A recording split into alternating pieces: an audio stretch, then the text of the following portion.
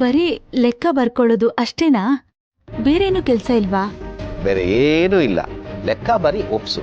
ದೇಹಕ್ಕೆ ಆಯಾಸ ಆಗೋ ತರ ಕೆಲಸವೇ ಅಲ್ಲ. ಆದ್ರೆ ಈಗ ನಿದ್ದೆ ಇಲ್ದೆ ಹಗಲು ರಾತ್ರಿ ದುಡಿಯೋದು ನನ್ಗ್ಯಾಕೋ ಬೇಡ ಅಂತ ಅನಿಸ್ತಿದೆ ರೀ. ನನ್ ಕ್ಷಮಿಸ್ಬಿಡು ಲಕ್ಷ್ಮಿ, ಮತ್ತೆ ನಿನ್ನ ಹತ್ರ ಸುಳ್ಳು ಹೇಳ್ತಿದ್ದೀನಿ.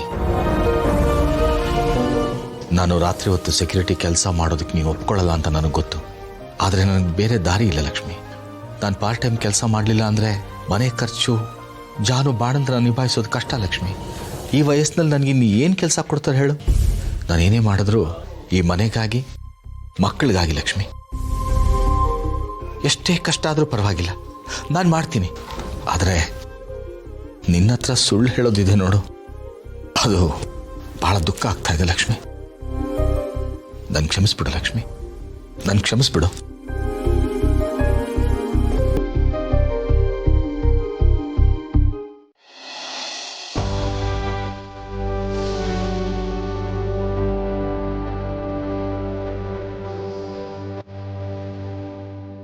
ನಮಸ್ಕಾರ ಮೇಸ್ತ್ರಿ.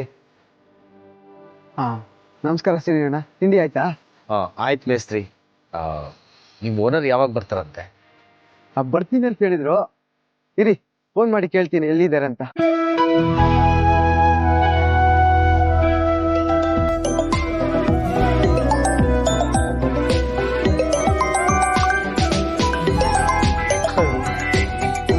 ಫೋನ್ ಮಾಡಿ. ಹೇಳಿ ಮೇಸ್ತ್ರಿ. ಅದೇ ಸರ್, ನಿನ್ನೆ ಕೆಲ್ಸಕ್ಕೆ ಬಂದಿದ್ರಲ್ಲ, ಅವ್ರು ಇವತ್ತು ಬಂದಿದ್ದಾರೆ. ಅದು ಆಫೀಸ್ ಕೆಲಸದ ಮೇಲೆ ಹೊರಗಡೆ ಹೋಗ್ತಾ ಇದ್ದೀನಿ, ನಾನು ಇವತ್ತು ಬರೋಕ್ಕಾಗಲ್ಲ. ಈಗಂದ್ರೆ ಹೇಗೆ ಸರ್? ಅವರು ನಿನ್ನೆ ಬಂದಿದ್ರು, ಒಂದು 10 ನಿಮಿಷ ಮಾತಾಡ್ಕೊಂಡು ಹೋಗಿರೋ ಚೆನ್ನಾಗಿರ್ತಿತ್ತಲ್ವಾ? ಏನು ಮಾಡಿದ್ರಿ? ಒಂದು ಕೆಲಸ ಮಾಡಿ, ನೀವೇ ಮಾತಾಡಿ ಫೈನಲ್ ಮಾಡಿ ಅವ್ರನ್ನ ಕೆಲ್ಸಕ್ಕೆ ತಗೊಂಬಿಡಿ. ನಾನು ಮಾತಾಡ್ಬೋದು, ಆದರೆ ಸಂಬಳದ ವಿಷಯ ನೀವೇ ಮಾತಾಡ್ಬೇಕಲ್ವಾ? ಏಯ್ ಮೇಸ್ತ್ರಿ, ನಮ್ದೇನು ದೊಡ್ಡ ಅಪಾರ್ಟ್ಮೆಂಟ್ ಏನ್ರಿ, ಒಂದು ಚಿಕ್ಕ ಮನೆ ತಾನೆ. ಕಳ್ತನ ಆಗಿದೆ ಅಂತ ತಗೊಂಡಿರೋದಲ್ವಾ? ಒಂದು 10,000 ರೂಪಾಯಿಗೆ ಒಪ್ಸಿ.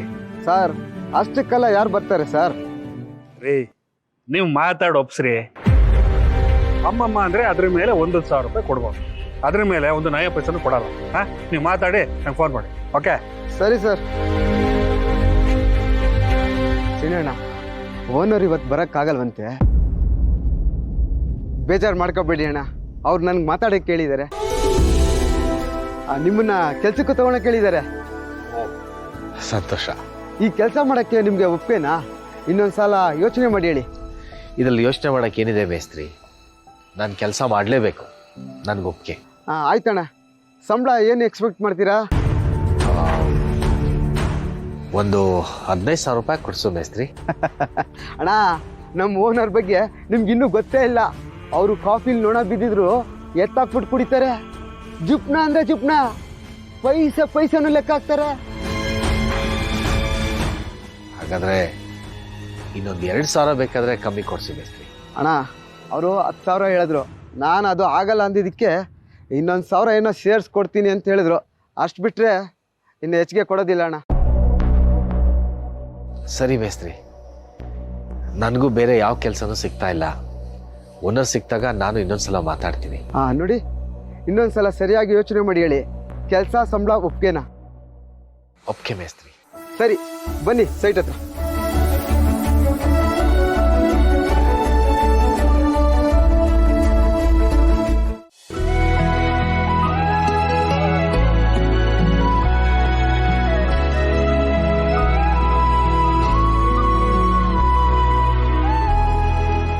ಭಾವನಾ ಅವರೇ, ನೀವು ಈ ಮೊದಲು ಎಲ್ಲಿ ಕೆಲಸ ಮಾಡ್ತಿದ್ರಿ?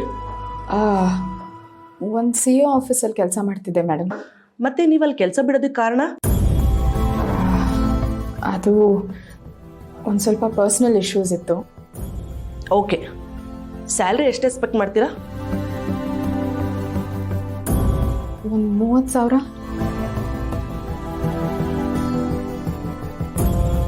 ಭಾವನಾ ಅವರೇ, ನೀವು ನಮ್ಮ ಕಂಪ್ನಿಲಿ ಕೆಲಸ ಮಾಡೋ ಎಲ್ಲ ಕ್ವಾಲಿಟೀಸು ನಿಮಗಿದೆ. ನೀವು ನಾಳೆಯಿಂದ ಕೆಲಸಕ್ಕೆ ಜಾಯಿನ್ ಆಗ್ಬೋದು.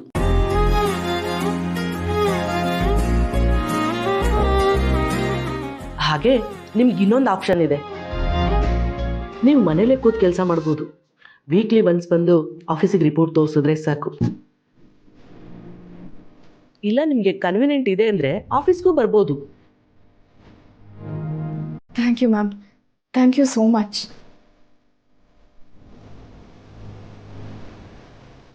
ನಾನೇನು ಬರ್ತೀನಿ ಮೇಡಮ್.